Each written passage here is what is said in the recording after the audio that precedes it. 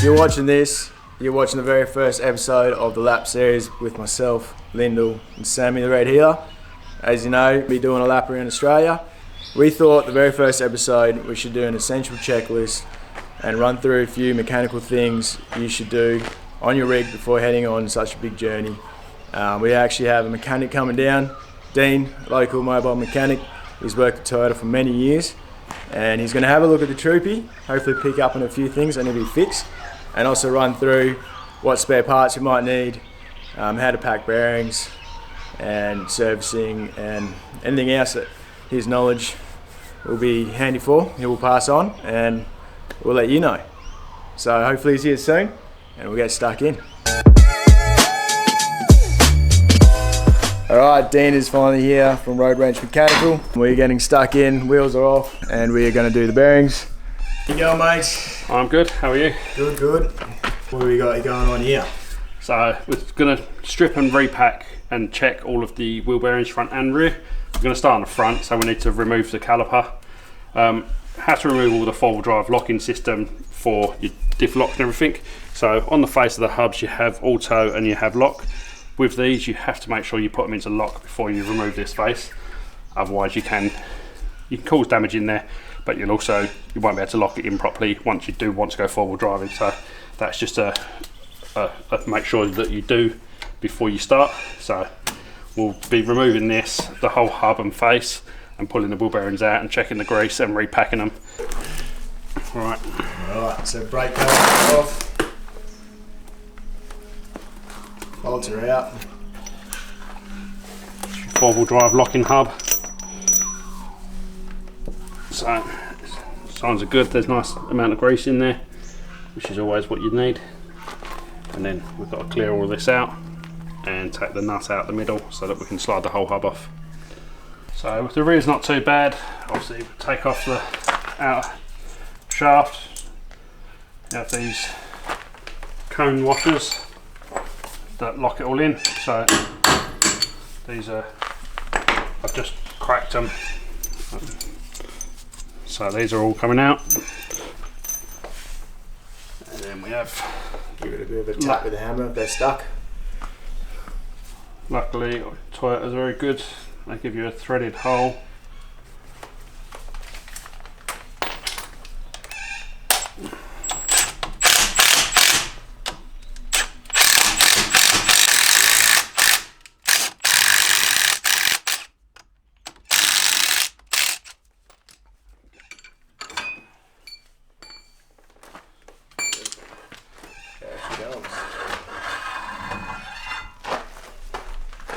And that shaft looks nice and clean. There's no scoring on it, no wear marks on it. Beautiful. So yeah, Dean was just saying the spacers here, probably not a good idea that I did have running. We've had quite thick spacers on just to bring the wheel out to sit flush with the arch. They're illegal in a lot of states, including here in WA, but also you don't want to have issues with it causing bearing problems or putting excess strain on something that you don't need to. So if you can, your best bet is to always put offset rims on. For one, they're built for it, and two, you'll get the same look, but you've only got a one-piece wheel going on directly to the hub rather than a spacer, then a rim. So yeah, we'll be doing that. We'll be removing them and putting. Yep, I'll be doing that. We're getting the offset in the rear, and probably we'll just still carry the one spare tyre. Dan was saying if you have an issue and you blow the rear, you can still put the same offset as the front on, and that would be out of trouble, go to town and rotate your tyre. So that's what I will be doing. So we're going to take the caliper off, hey Dean? Yep, the caliper's got to come off so that you can release the brake disc. You have drum brakes internal to your brake rotor, so you have hydraulic calipers for your main braking, but you still have, on this vehicle, has brake shoes internal to the drum on the rotor, and that's just for the handbrake on these. There we go. So the brake drums are okay. We'll give them a clean up, and as I said, they only work for the brake shoes for the handbrake, so they're not something that gets used a lot, and it obviously never gets used while you're driving. But now that's off, we can release the main nut at the front here. They are quite loose, they definitely need adjusting up and repacking with grease, so while we're there we're going to replace them so that it's all done. Was that just finger tight, was it? That was finger tight. Should not. There was excess free play on these bearings on the rear. When I say excess free play, this hub had movement in and out. Obviously now it's going to be excessive. But what we should find, this side is not as bad as the other side, but still you can see the grease is very worn in there.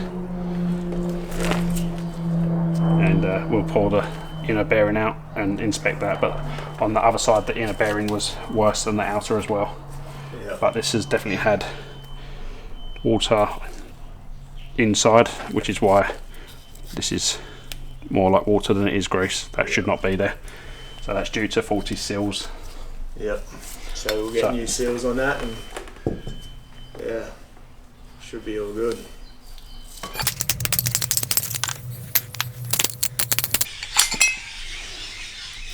One race.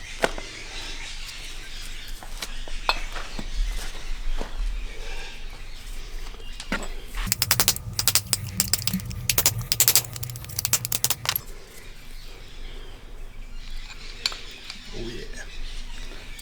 So yeah, not as bad as the other side, but still not great. Yep. So an old grease in there.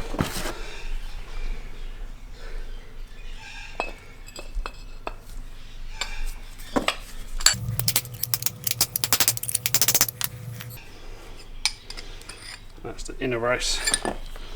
So now all of this old grease we'll take out. We don't use this style of grease anymore. We've now got this XTB2 that we use, so that's what will be completely taken out and repacking with the XTB2 grease. Nice. Which is that better grease, is it? Yeah, it's specific for doing high roller bearings and stuff like that. Yep. So we're replacing the whole bearing. And both bearings in the hub. So you have two bearings. You have a front and a rear bearing. If you're on the road and you do come unstuck and you have to grease a bearing, you don't have the tools like I do, you can sit here, grease on the hand, and constantly push the bearing into the grease. And as you push that in, you'll see grease starts then coming out through the backside. You do that all the way around, so you'll be there for a while,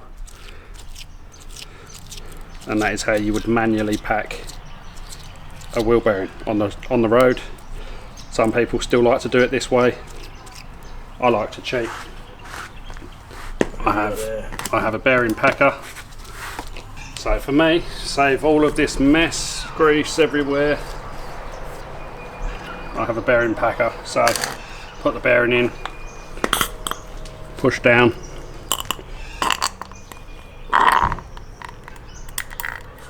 until you see the grease coming out. Now you can see all the grease has come through on the bearing. Grab it, hold the inner race and spin the bearing, and you'll see the grease coming through. That bearing is now nicely packed, and then we'll also fill the hub internally, and then that will all be put back together with the bearings all greased up nicely. Awesome.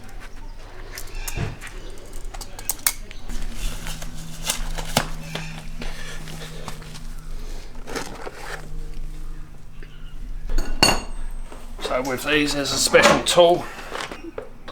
Just has 3 prongs which locates in here, and then you have to tighten it up to 59 Newton meters.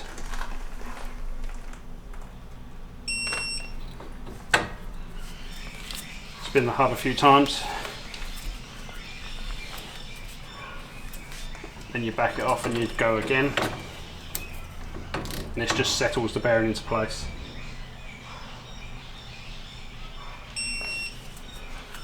Very nice.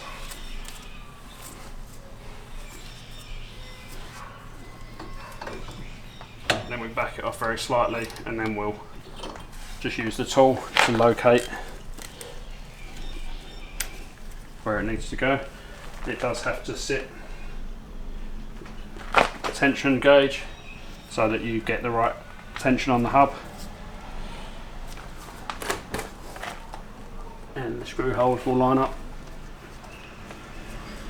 where they need to be.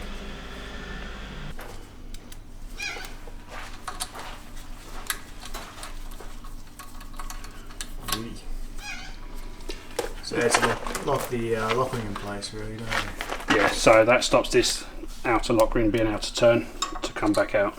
So we've still got a little bit more adjustment to locate them properly, and then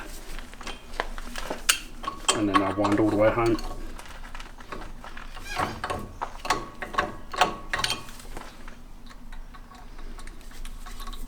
Very nice. And then that shaft can go back in.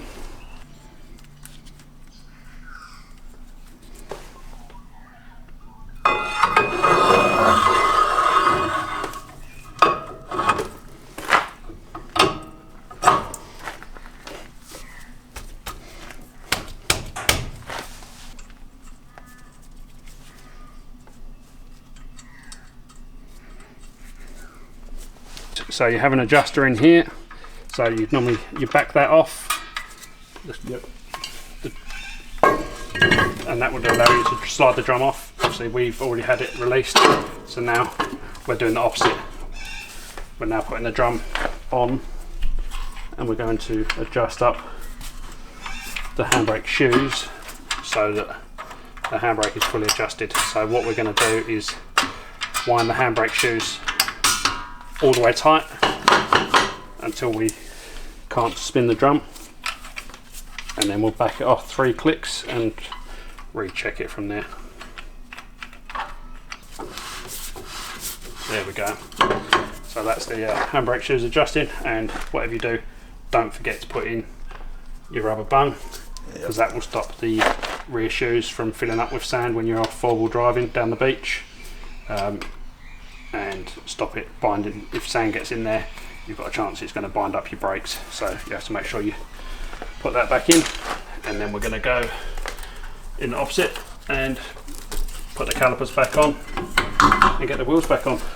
Beautiful. Got to admit, I'm very grateful that Dan is here showing me how to do this. Would I want to do it by myself if I had to? I'm glad I know how to do it now, but I definitely recommend getting a mechanic to at least show you how to do it first time or every time. There's a lot of other things you got to think about.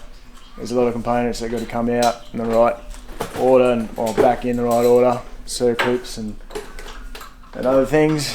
Yeah, definitely recommend getting a mechanic out.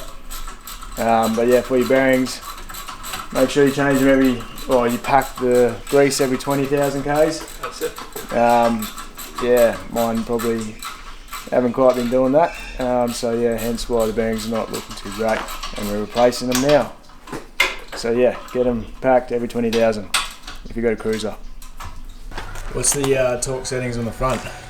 So same again, it's done by a spring gauge. So first of all, you torque it up to 59 Newton meters or 58.8 Newton meters. You spin it a few times, then you release it, then you do it up to 49 Newton meters. And then I've got to release it and tension it to the spring gauge. So just gonna get the settings and recheck everything. Beautiful. And she should be good.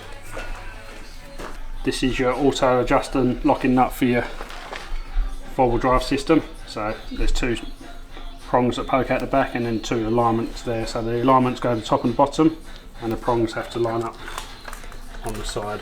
So have to turn the nut a bit more, as there is also holes through the nut, and that's what helps lock it all in place. So that special socket there is a 58mm, is that right? Yeah, 58mm. It's a very large socket that you'll need to be able to do this job. Unfortunately, it's not just a chuck it in and off you go type job, so you do need the special tools. You can buy them from multiple places, so they're not hard to get hold of if you do need to do it yourself. Yep, very handy. There was one other thing, the airbags. We noticed that those weren't properly installed. The airbags have not been installed correctly underneath. Have a look at that. Underneath here from an angle we can actually see that they're actually just floating in place. This U-clamp for the rear axle is meant to go over the holder for it, which we can go and have a look at the new kit. As this has not been installed correctly, it's caused a leak, so it's actually going to be installing a new system. Those U-clamps are meant to actually sit over these holders to hold it to the axle. So all of that's going to get replaced. Pulley air spring, going to get some new bags with the cradle kit to sit above, so you still get the flex. I'll be chucking them in, getting it all up in the next couple of days. And everything else is looking pretty good. Everything's looking schmick, nice and clean. Obviously, thanks to Perth Dry Ice Cleaning, getting everything looking schmick. Any oil leaks we see, be able to see no worries. Hopefully not. We're all done with the big jobs, and cheers to Dean. He's had a good look over everything as well. How's it looking underneath there? Underneath looking really good, no oil leaks. Obviously everything you want to make sure before you go away you've got no leaks, everything's working as it should do. We've just done a quick repair on a sensor for the rear diff lock. Something must have caught that while forward driving and pulled the wires out, so we've replaced the whole plug, connector, terminals. So that's all now fixed and locking in place. Yep. And then we're just going to do a full inspection underneath. I've been under there already, so everything is looking good. And then we'll give her a drive and make sure everything's locking in. But yeah, before you go away anywhere, you want to make sure that everything that you've got is all actually working. So diffs, locking hubs, front and rear diff lockers, centre diff lock, all of that stuff. If you're going to be forward driving, that's all the stuff you're going to need. So you need to make sure it's working. Just for the long trip that they're going to be doing, they've got diff breathers. There's only one on the front at the moment, so we're going to need to get the rear diff breather hose brought either up to the front here or up through the body in the rear, so that it's breathing but also above any water levels that might be there. Yep. And then we're also going to be installing a secondary fuel filter. Yep, I've just got the one at the moment. Obviously a secondary is going to be a lot more protection when you're out bush, and don't know what fuel we might get. Picking up water, picking up any debris. Yeah. The secondary filter has a second cartridge in there to help catch it, so double the filtration is always going to be beneficial to what we need. Apart from that, the vehicle's looking good, and we'll get some new tyres on her and she'll be ready to head off. Yep, new tyres. And then I suppose the other question is, what spares do you recommend we maybe spares take? To carry? Obviously fuses, electrical tape, crimps if you've got a crimper, and that sort of thing, just for any electrical repairs that you may need to do. A good one is always to have a spare drive belt. Obviously spare wheel, you're going to have to make sure that that's all good. Yeah.